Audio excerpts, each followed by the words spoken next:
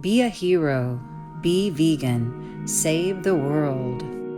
Each of Master's disciples has similar, different, or more inner spiritual experiences and or outer world blessings.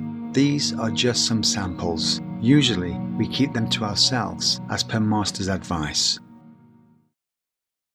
我的父亲他生前爱吃肉，最后没有想到一往生的时候，头七那一天，我亲眼看到他回来。可是那时候我就知道说人不会死。最后我爸爸就马上下地狱，那时候我好伤心。最后我求了好多人帮忙，有一次我求观音菩萨，观音菩萨说叫我去找青海。那时候我还误会说要到青海省去找青海，最后我才知道说原来是青海师父。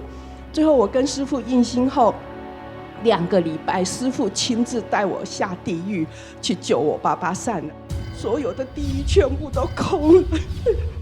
因为师父的力量，所有下地狱的灵魂全部都空了。师父实在太伟大了。